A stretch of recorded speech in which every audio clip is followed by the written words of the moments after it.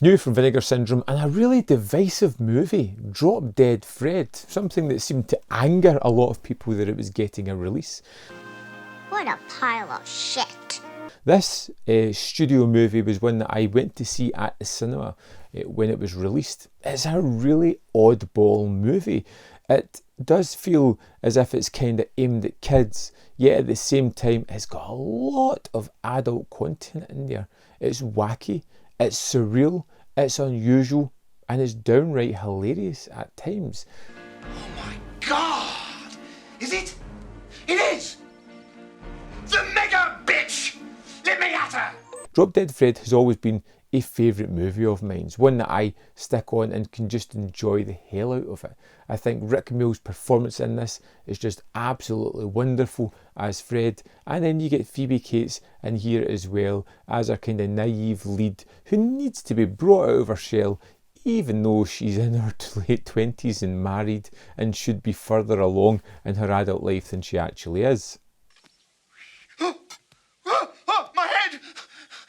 The mega bitch squashed my head! The bitch! She squashed my head! The evil one reigns supreme!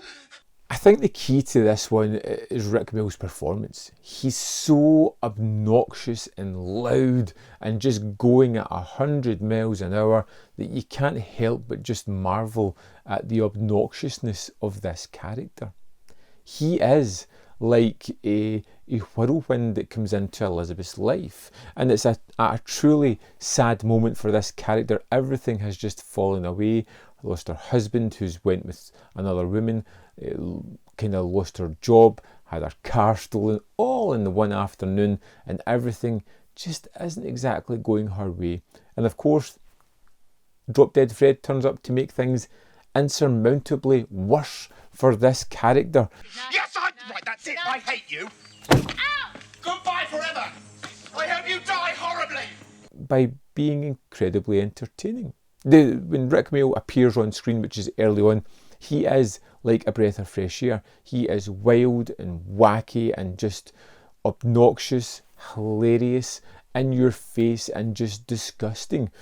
The kind of thing that a young kid would probably find incredibly hilarious. And Rik Mayall's performance is just so full of energy. It marvels, and it just reminds you how much of a physical and wonderful actor that he actually was as well.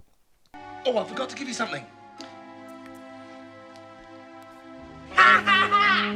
As the story progresses with Drop Dead Fred, you get lots of weird and wacky scenes that just don't make a lick of sense. Like the enabling friend played by Carrie Fisher, who never seems to judge or worry about Elizabeth at any points. She seems to just take it on the chin, even when Elizabeth and Drop Dead Fred, this imaginary friend, destroy her houseboat. She kind of takes it in her stride. In fact, she almost plays into Elizabeth's perceived craziness by trying to beat up Drop Dead Fred, even though he's an imaginary character. Have I got him?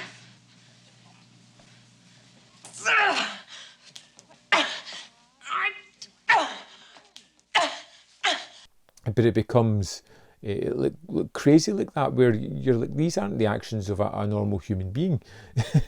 They are enabling some of the strange facets that Elizabeth has. They don't really pull her back from that. Then you get this side story of her husband, this really manipulative, skeezy guy who has discarded her, who kind of wants her back when she has that turnaround later on in the movie, but ultimately still a sleazebag and needs to get his comeuppance. You get the bizarro mum that's really sad and lonely and manipulative and trying to control her daughter, making her into a mini version of her, even though her life has turned out rather sad and depressing. Almost as if she's trying to have a second chance herself through her daughter's life. Then you get the really surreal final part of the movie with Fred as he slowly starts to die, as he draws Elizabeth into a kind of magical, surreal world where she can physically deal with a lot of her issues in one weird scene. And then the ending itself of the movie just lets you believe that more craziness is going to continue elsewhere.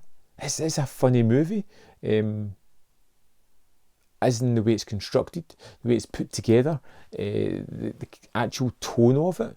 Yeah, I find it works completely in a lot of ways. I laugh my head off at it. I think it's incredibly funny. It was something I would be somewhat okay with letting my kids watch at a certain age, because there are some things that really aren't for them as well. Cobwebs.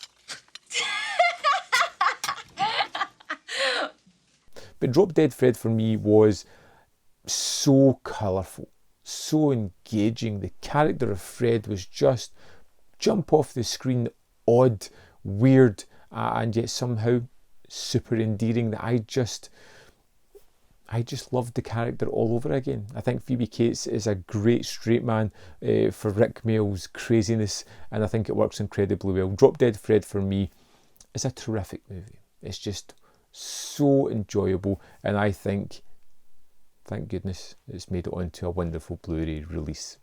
I'd love to know your thoughts on Drop Dead Fred. I really do, because I know this is a divisive movie, and I want to know how you land. Do you like it? Do you hate it? Why? Let's have a conversation. Drop it in the comment box below and we'll have a little discussion about it. As always, there's more up here. You can check out more of my stuff. There's a little like button below this video. If you click that button, all kinds of magic happens. All kinds of magic, like Drop Dead Fred, that you can't see, but it really does happen. And if you want to support me just a little bit more, you can join me on Patreon or the membership program, which is so helpful to my channel. Thanks for watching, and I will see you next time on Man v Film.